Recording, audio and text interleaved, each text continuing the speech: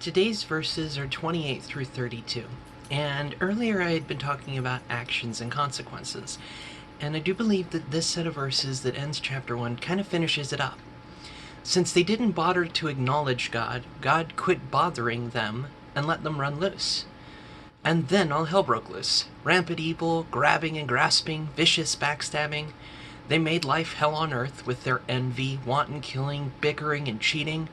Look at them, mean-spirited, venomous, fork-tongued god-bashers. Bullies, swaggerers, insufferable windbags. They keep inventing new ways of wrecking lives. They ditch their parents when they get in the way. Stupid, slimy, cruel, cold-blooded. And it's not as if they don't know better. They know perfectly well they're spitting in God's face. And they don't care. Worse, they hand out prizes to those who do the worst things best. And reading it, yes, it is very accusatory. At the same time, it's also kind of a list of the end result of what happens. It is the actions having consequences. When we choose to live our own way rather than having a relationship with our Creator God, rather than coming to Him through His Son Jesus, we do become bulliers. We do become, swaggerers, people who are inflated with self-ego, windbags all around. And I think it's interesting that in today's society, especially with Twitter, Facebook, things like that, we can see in real time the behavioral differences between those who live like where they come from, the kingdom of God, and those who live like where they come from, i.e. Earth, the world. Because the two behaviors are dramatically different. Those who live as though they are from God live in love. Those who do not are mean-spirited, venomous, fork-tongued, that they're backstabbing, they live with envy, rampant evil, grasping and grabbing, that they cut each other down. That when we put other things before God, we become the same thing.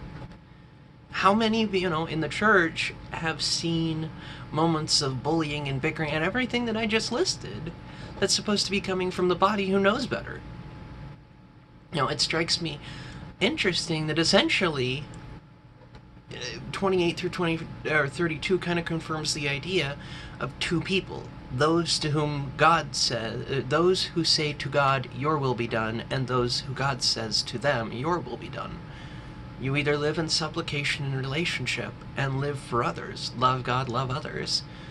To love others is to love God. They're two sides of the same coin from Jesus' perspective.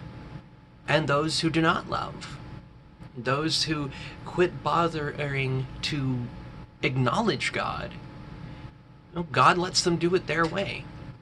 And the Sheol, the hell that they create, the biblical understanding of hell is not something out of Dante. It's to say that you spend the rest of eternity in that. Your hell is your own creating. I don't want to spend a life with envy and stupidity and backstabbing and cutting. If you don't want that, then you have to choose a different way. You have to choose God's way. Because doing it our own doesn't work.